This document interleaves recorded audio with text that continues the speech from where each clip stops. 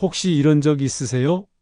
아침에 일어나서 양치도 하고 가글도 하고 입안을 깨끗이 헹궜는데도 조금 지나면 다시 입에서 냄새가 나는 거예요.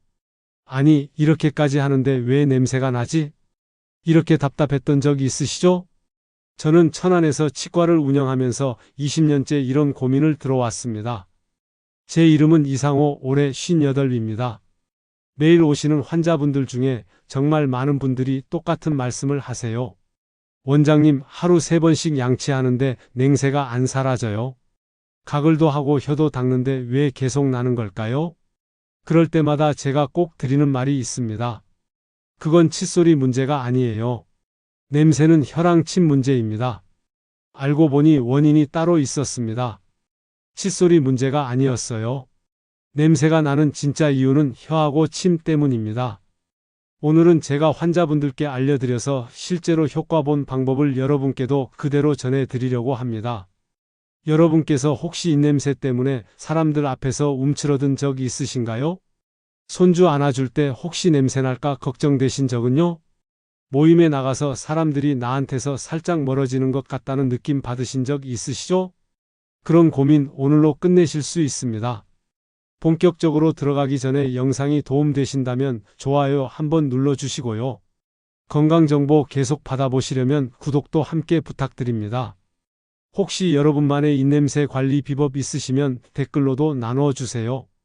입냄새가 생기는 이유를 정확히 아셔야 합니다. 그래야 해결책도 제대로 찾을 수 있거든요. 여러분, 나이 드시면서 가장 먼저 변하는 게 뭘까요? 바로 침샘입니다. 젊을 때는 하루 종일 침이 나오는데 나이가 들면 침샘 기능이 약해집니다. 침이 줄어든다는 건 입안 청소부가 없어진다는 뜻이에요. 침은 우리 입안에서 굉장히 중요한 역할을 합니다. 음식 찌꺼기를 씻어내고 세균이 너무 많아지는 걸 막아주고 입안을 촉촉하게 유지시켜주죠. 그러면 어떻게 될까요? 침이 줄어들면 세균이 급격하게 늘어납니다. 그 세균들이 음식물을 분해하면서 고약한 냄새를 만들어내는 거죠. 특히 단백질을 분해할 때 나오는 황화물이라는 게 있는데 이게 썩은 달걀 냄새 같은 걸 만듭니다. 두 번째는 잇몸입니다. 치주염이나 잇몸병이 생기면 거기서 나오는 염증 물질이 냄새를 만듭니다. 잇몸에서 피가 나거나 붓는 분들 많으시죠? 그게 다 염증 때문입니다. 이 염증이 있으면 아무리 양치를 열심히 해도 냄새가 계속 올라옵니다. 이건 양치로는 절대 해결이 안 됩니다. 세 번째가 가장 중요한데요. 바로 혀입니다. 입냄새의 대부분은 치아가 아니라 혀에서 시작돼요. 혀 표면에 작은 골짜기들이 있어요. 의학 용어로는 설류두라고 하는데 쉽게 말하면 혀 표면에 작은 돌기들입니다. 거기에 음식 찌꺼기랑 세균이 쌓입니다. 그게 시간 지나면서 썩으면서 냄새가 올라오는 거예요. 특히 혀의 깊숙한 뒤쪽이 문제예요. 칫솔은 혀 뒤쪽 깊은 곳까지 안 닿습니다. 그래서 아무리 열심히 양치해도 냄새가 계속 나는 겁니다. 쉽게 말하면 입안에서 세균이 파티를 여는 거예요. 네 번째는 약입니다. 혈압약, 당뇨약 드시는 분들 많으시죠? 그런 약들이 부작용으로 입을 마르게 만듭니다. 항히스타민제, 그러니까 알레르기 약도 마찬가지예요. 일부 우울증 약도 입을 마르게 합니다. 입이 마르면 세균 천국이 됩니다. 침이 없으니까 세균을 씻어낼 방법이 없는 거죠. 다섯 번째는 입으로 숨 쉬는 습관입니다. 코가 막혀서 입으로 숨 쉬시는 분들 계시죠? 특히 밤에 자면서 입 벌리고 주무시는 분들, 입으로 숨 쉬면 입안이 바짝바짝 마릅니다. 그래서 아침에 일어나면 입이 텁텁하고 냄새가 심한 거예요. 정리하자면 이겁니다. 입냄새는 양치 문제가 아니라는 겁니다. 혀 관리를 안 하고 입안이 계속 건조하면 아무리 양치해도 소용없어요. 그럼 이제 어떻게 해결하는지 알려드리겠습니다. 다른 분들께도 큰 도움이 될 겁니다. 자, 그럼 시작하겠습니다. 제가 오랫동안 환자분들 보면서 확실히 효과 본 방법 5가지 알려드립니다. 복잡하지 않습니다. 오늘부터 바로 실천 가능한 것들입니다. 첫 번째, 치실 쓰세요. 치아 틈새에 낀 음식 찌꺼기가 썩으면서 냄새가 납니다. 칫솔은 거기까지 안 들어가요. 아무리 열심히 닦아도 치아 사이는 못 닦습니다. 그래서 치실이 꼭 필요합니다. 하루에 2번만 써보세요. 아침, 저녁으로요. 처음엔 귀찮고 잇몸에서 피도 날 수 있어요. 그건 잇몸이 약해져 있어서 그런 겁니다. 며칠 지나면 피 안 나고 잇몸도 단단해집니다. 그런데 일주일만 지나면 입안 느낌이 완전히 달라집니다. 치실 쓰는 방법도 중요해요. 40cm 정도 뽑아서 양손 중지에 감으세요. 그 다음에 치아 사이에 넣고 시자 모양으로 감싸듯이 위아래로 움직이세요. 톱질하듯이 앞뒤로 하시면 안 됩니다. 잇몸이 다칩니다. 치실 쓰기 어려우시면 치간 칫솔이라고 작은 칫솔도 있어요. 그것도 괜찮습니다. 중요한 건 치아 사이사이를 청소해야 한다는 겁니다. 2번째, 혀 닦으세요. 이게 핵심입니다. 여러분, 아침에 일어나서 거울로 혀 한번 보세요. 하얗게 뭔가 껴있죠? 그게 다 세균입니다. 설태라고 합니다. 혀 클리너 하나 사세요. 약국이나 마트 어디든 있습니다. 몇천 원이면 삽니다. 그걸로 혀 뒤쪽부터 앞쪽으로 쓸어내리세요. 힘 빼고 부드럽게 서너 번이면 됩니다. 절대 칫솔로 세게 문지르시면 안 됩니다. 혀가 상할 수 있어요. 혀 표면이 벗겨지면 오히려 세균이 더 잘 달라붙습니다. 혀 닦을 때 주의할 점이 있어요. 너무 뒤쪽까지 닦으려고 하면 구역질 날 수 있습니다. 그러니까 편안한 선에서만 닦으세요. 무리해서 깊숙이까지 할 필요 없습니다. 그리고 혀 닦은 후에는 물로 입안 헹궈 주세요. 제가 본 환자 중에 박할머니라는 분이 계셨어요. 70살 넘으셨는데 매일 양치 5번 하시는데도 냄새가 안 없어진다고 하셨어요. 혀 보니까 하얗게 뭔가 잔뜩 껴 있더라고요. 수십 년 동안 혀를 한 번도 안 닦으신 거예요. 혀 청소 방법 알려드렸더니 사흘 만에 다시 오셔서 그러시더라고요. 원장님, 며느리가 시어머니 입에서 이상한 냄새 안 난다고 했어요. 오늘 아침에 손주가 할머니한테 뽀뽀해 줬어요. 그만큼 빠릅니다. 이 습관 하나만으로도 입냄새가 절반은 줄어요. 3번째, 물 많이 드세요. 하루에 물 8잔 드시라고들 하죠? 이게 정말 중요합니다. 입안이 마르면 세균이 기하급수적으로 늘어납니다. 물은 자연 세척제예요. 음식 찌꺼기를 씻어내고 세균도 희석시켜줍니다. 수시로 조금씩 마시는 습관 들이세요. 한 번에 벌컥벌컥 마시는 것보다 조금씩 자주 마시는 게 좋습니다. 커피 드시는 분들 많으시죠? 커피는 입을 마르게 만듭니다. 카페인이 이뇨작용을 해서 체내 수분이 빠져나가거든요. 그래서 커피 마시고 나면 입이 더 마릅니다. 커피 한 잔 드셨으면 물 한 잔 꼭 같이 마세요. 술도 마찬가지입니다. 술은 수분을 빼앗아갑니다. 그래서 술 드신 다음날 아침에 입이 더 텁텁한 거예요. 담배는 아예 끊으셔야 하고요. 잠들기 전에도 물 반 컵 정도 드시고 주무세요. 밤사이 입안이 덜 마릅니다. 그리고 아침에 일어나자마자 물 1컵 마시는 습관도 들이세요. 밤새 증식한 세균을 씻어내는 효과가 있습니다. 4번째, 소금물로 헹구세요. 이건 정말 좋습니다. 집에 있는 소금이면 됩니다. 물 1컵에 소금 반 숟가락 넣고 녹이세요. 미지근한 물에 녹이는 게 좋아요.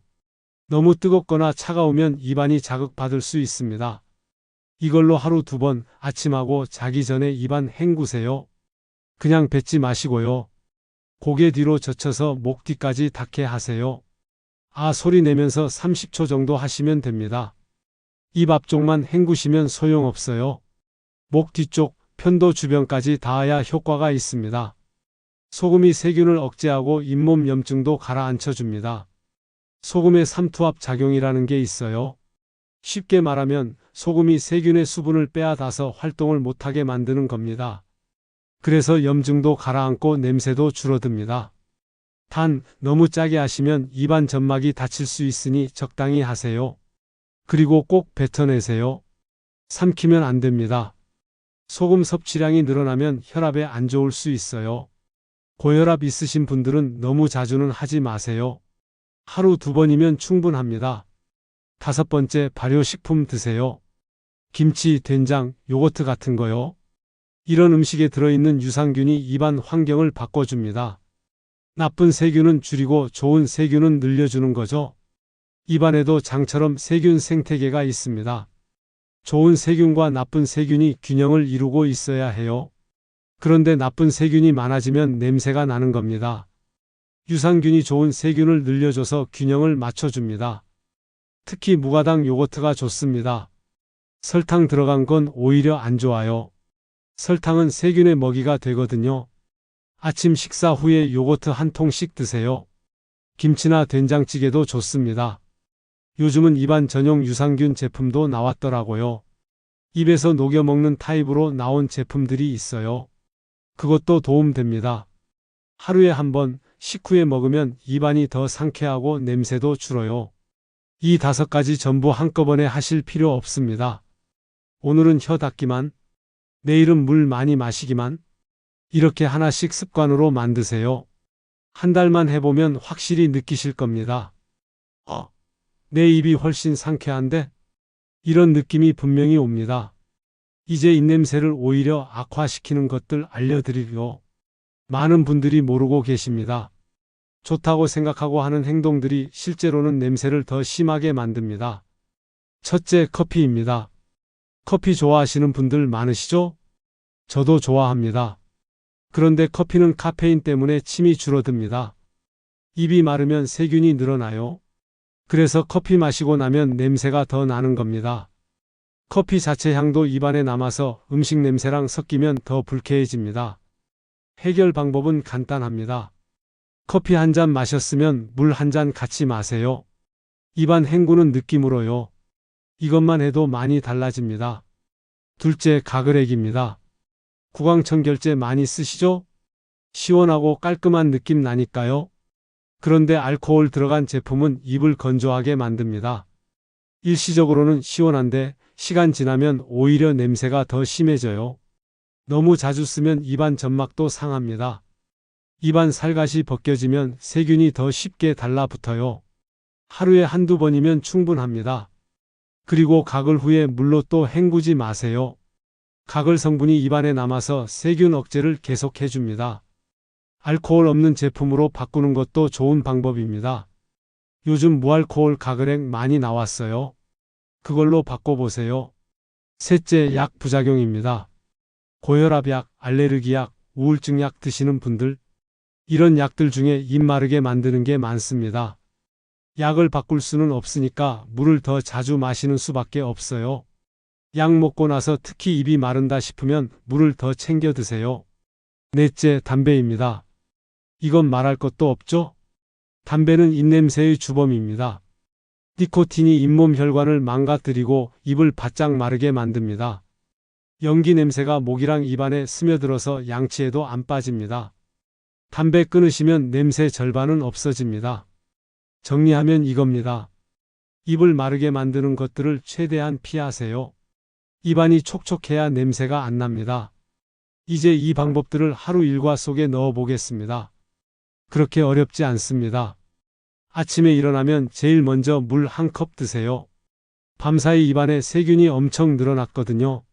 물이 그걸 씻어냅니다. 화장실 가서 혀부터 닦으세요. 혀 클리너로 뒤에서 앞으로 쓱쓱. 34번이면 됩니다. 그 다음 평소처럼 양치하시고요. 혀 밑, 입천장, 잇몸까지 꼼꼼하게 닦으세요. 양치할 때 2분은 하셔야 해요. 너무 짧게 하시면 효과가 없습니다. 치실도 잊지 마세요. 치아 사이사이 한 곳씩 다 닦으세요. 시간이 조금 걸려도 꼭 하셔야 합니다. 양치 끝나면 소금물로 입안 헹구세요. 30초면 됩니다. 목 뒤까지 아 소리 내면서요. 이게 아침 루틴입니다. 점심 먹고 나서는 물로 입안 한번 헹궈 주세요. 치실까지 다시 할 필요는 없어요. 물로만 헹궈도 충분합니다. 커피 드셨으면 물 한 잔 더 마시고요. 입이 텁텁하면 소금물 가글 한 번 더 해도 됩니다. 저녁 먹고는 다시 양치하고 치실 쓰고 소금물로 마무리하세요. 저녁 루틴이 제일 중요해요. 밤사이 세균이 번식하거든요. 그래서 저녁에 꼼꼼하게 하시는 게 좋습니다. 자기 전에 물 반 컵 마시고 주무세요. 이렇게만 하시면 됩니다.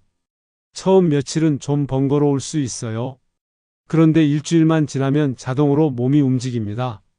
그리고 확실히 느껴요. 내 입에서 냄새가 안 나네? 주변 사람들 반응도 달라집니다. 가족이 먼저 알아채요. 요즘 입에서 좋은 냄새 나네요? 이런 말 들으면 정말 기분 좋습니다. 입냄새는 누구에게나 생길 수 있습니다. 부끄러운 일도 아니고요. 다만 방치하면 안 됩니다. 오늘 알려드린 방법대로 하시면 분명히 나아집니다.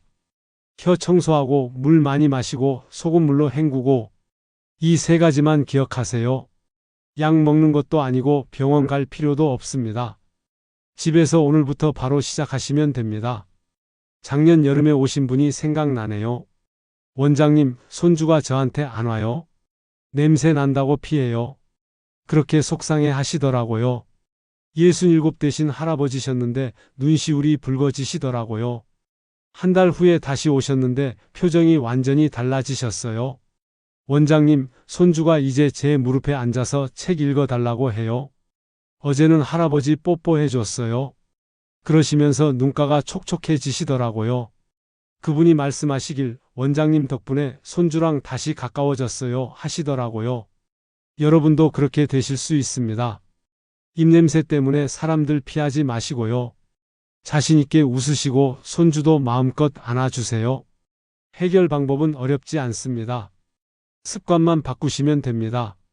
저는 20년 동안 수많은 분들의 입 건강을 지켜왔지만 결국 가장 큰 변화는 생활 습관에서 나오더군요. 오늘 말씀드린 방법 어렵지 않죠? 하루에 5분만 투자하시면 됩니다. 이 루틴이 여러분의 일상이 되면 입냄새는 더 이상 걱정거리가 아닙니다. 혹시 여러분도 입냄새로 힘드셨던 경험 있으시면 댓글로 나누어 주세요. 또 나만의 관리법 있으시면 그것도 공유해 주시고요. 다른 분들께 큰 도움이 될 겁니다. 오늘 영상이 도움되셨다면 좋아요 눌러주시고요. 앞으로도 건강정보 받아보시려면 구독 부탁드립니다. 저는 계속해서 여러분 건강 지키는 정보 전해드리겠습니다. 다음 영상에서는 잇몸 건강 지키는 법에 대해 말씀드리겠습니다. 오늘도 시청해 주셔서 감사합니다. 여러분의 밝은 미소 응원합니다.